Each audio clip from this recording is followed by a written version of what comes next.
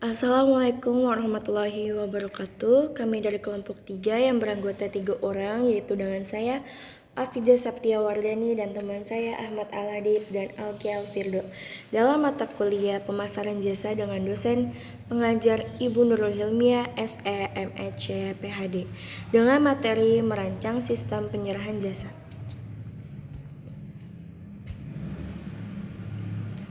Mengevaluasi saluran penyerahan alternatif. Kecepatan penyerahan telah menjadi faktor penting dalam strategi pemasaran. Pelanggan menuntut lebih banyak kenyamanan dan mengharapkan jasa dikirimkan ke mana dan kapan mereka menginginkannya. Pelanggan tidak lagi perlu mengunjungi perusahaan-perusahaan jasa. Proses fisik juga telah menjadi jauh lebih cepat.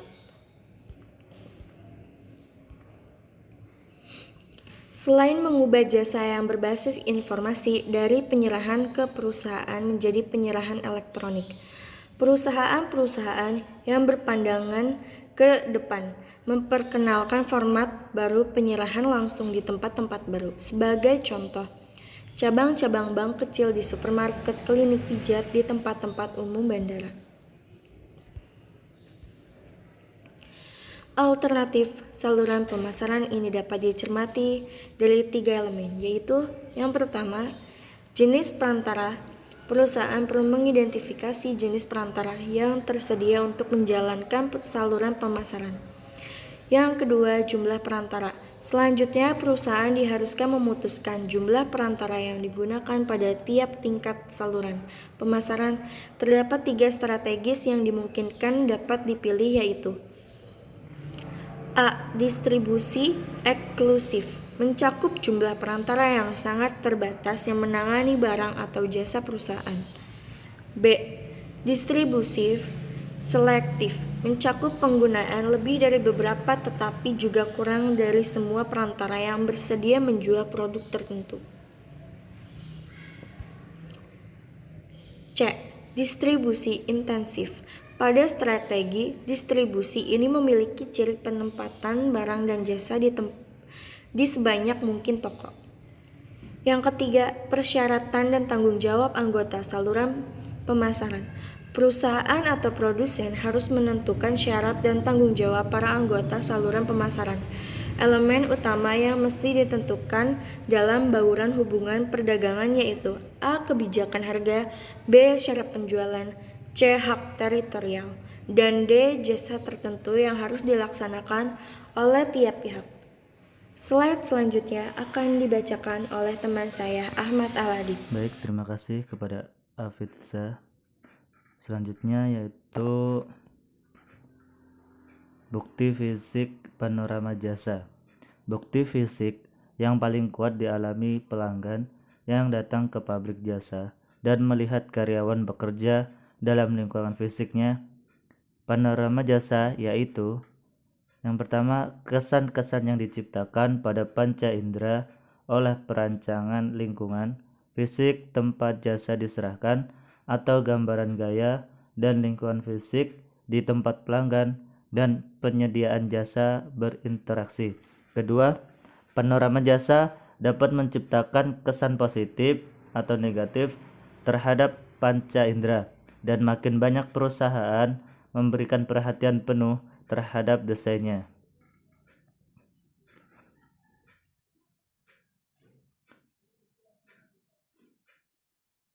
Peran lingkungan fisik membentuk perasaan dan reaksi yang tepat antara pelanggan dan karyawan. Bukti fisik dan atmosfer yang menyertainya mempengaruhi perilaku pembeli dalam 3 hal. Yang pertama, sebagai medium yang menimbulkan perhatian untuk pembuat panorama jasa, menonjol dari bangunan pesaing dan menarik pelanggan dari segmen sasaran. Yang kedua, sebagai medium yang menciptakan pesan dengan menggunakan isyarat simbolis berkomunikasi dengan pelanggan yang diinginkan tentang sifat dan kualitas pengalaman jasa. Yang ketiga, sebagai medium yang menciptakan efek dengan menggunakan warna, tekstur, suara, bau, dan desain ruang untuk menciptakan atau meningkatkan selera untuk barang, jasa, atau pengalaman tertentu. Sekian dari saya, selanjutnya akan disampaikan oleh Alki Alfirdo. Saya terima kasih kepada Aladip. Selanjutnya itu bukti fisik panorama jasa. Bukti fisik yang paling kuat dialami pelanggan yang datang ke pabrik jasa dan melihat karyawan bekerja dalam lingkungan fisiknya. Panorama jasa yaitu yang pertama kesan-kesan yang diciptakan pada panca indera oleh perancangan lingkungan fisik tempat jasa diserahkan, atau gambaran gaya dan lingkungan fisik tempat pelanggan dan penyedia jasa yang berinteraksi. Yang kedua itu panorama jasa dapat menciptakan kesan positif atau negatif terhadap panca indera, dan makin banyak perusahaan memberikan perhatian penuh terhadap desainnya.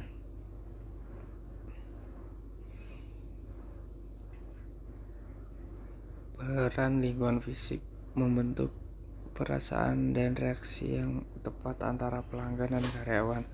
Bukti fisik dan atmosfer yang menyertainya mempengaruhi perilaku pembeli dalam 3 hal. Yang pertama, sebagai medium yang menimbulkan perhatian untuk membuat panorama jasa menonjol dari bangunan pesaing dan menarik pelanggan dari segmen sasaran. Yang kedua itu sebagai medium yang menciptakan pesan dengan menggunakan isyarat simbol berkomunikasi dengan pelanggan yang diinginkan tentang sifat dan kualitas pengalaman jasa. Yang ketiga sebagai medium yang menciptakan efek dan menggunakan warna, tekstur, suara, bau, dan desain ruangan untuk menciptakan atau meningkatkan selera untuk barang, jasa, atau pengalaman tertentu. Penyerahan jasa kepada pelanggan melibatkan keputusan tentang kemana, kapan, dan bagaimana.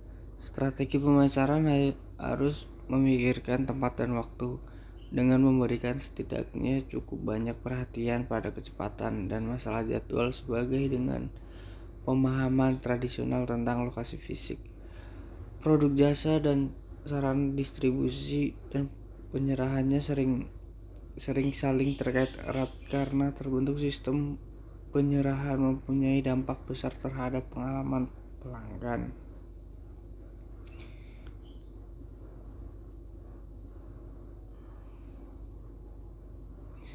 Pilihan-pilihan untuk penyerahan jasa. Keputusan tentang kemana, kapan, dan bagaimana mengirimkan jasa mempunyai dampak penting terhadap bentuk pengalaman layanan pelanggan dengan menentukan jenis pertemuan dengan personil layanan, harga, dan biaya-biaya lain yang diberikan.